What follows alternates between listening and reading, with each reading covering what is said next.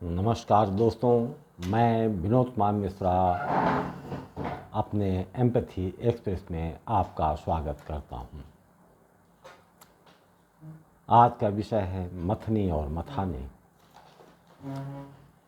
मैं उस सनातन धर्म की बात नहीं करता हूं जिसे सभी बताते चले आए हैं।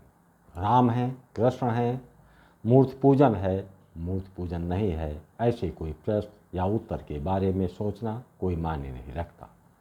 मैं तो उस सनातन की बात करता हूँ जिसकी बुनियाद जीवन को मथनी और मथानी के रूप में चलने की दिशा दर्शाती है। ये दूध की वो छिपी हुई यात्रा है जिसका केंद्रीय भाव है कि उसके अंदर पौष्टिक तत्वों की भरमार है। स्वच्छता में उसके समान कोई दूसरा नहीं। सफ़ेदी का वो प्रतीक है।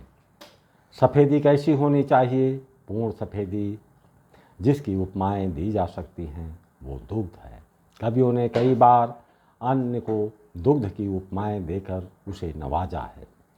स्वाभाविक है कि दुग्ध के अंदर तो बहुत से गुण हैं, बहुत से रूप हैं, बहुत से तत्व हैं, परंतु वो तो अपनी सफ़ेदी के अहंकार में ही पड़ा रहता है। दुग्ध के विभिन्न स्वरूपों को प्रकट करने के लिए स्वयं में मथाने में जाना पड़ता है। मथनी के प्रहारों को झेलना पड़ता है। मथनी द्वारा किए गए प्रहार दुग्ध के प्रति हिंसा उत्पन्न करने का काम नहीं करती, बल्कि दुग्ध में अहम को नष्ट करने का काम करती है। सफ़ेदी के लिए उसके केंद्रीय अहम भाव को खंडित करती है।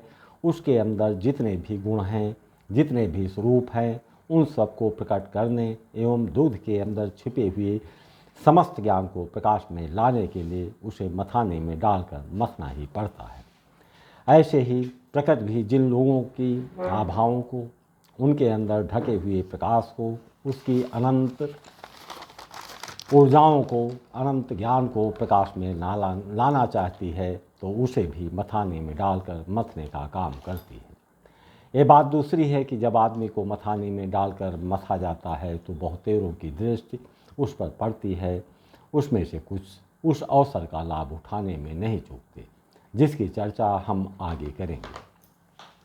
अब चलते हैं कि हमारा सनातन आखिर किस रास्ते पर चलाते हुए किसी भी मनुष्य को पूर्णता प्रदान करने में सहायक होती है। वो किसी आदमी को मथानी में डालकर मथनी से कैसे मथना शुरू कर देती है। वो तब तक मथती रहती है जब तक कि उसके सभी गुणों को, सभी स्वरूपों को, सभी आभावों को और उसके प्रकाश को प्रकट नहीं कर देती। होता यह है कि ज़्यादातर सभी लोग संग्रह पर भरोसा करते हैं।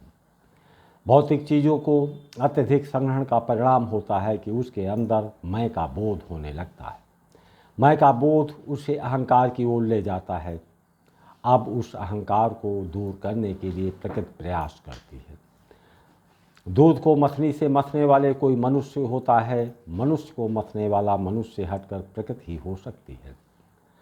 आप में से बहुतेरे लोगों ने या तो अपने जीवन में या अपने वातावरण में अनुभव किया होगा कि कितनों के अहंकार एक झटके में टूट जाते हैं। कभी कभी तो बहुतेरे ऐसे लोग होते हैं जो घोर अंधेरे में चले जाते हैं।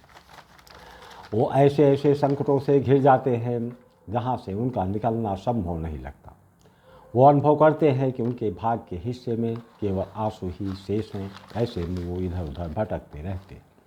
वास्तव में जीवन के अचानक ऐसे परिवर्तनों के समय उन्हें एहसास नहीं हो पाता है कि प्रकृति ने उन्हें मथानी में डाल दिया है।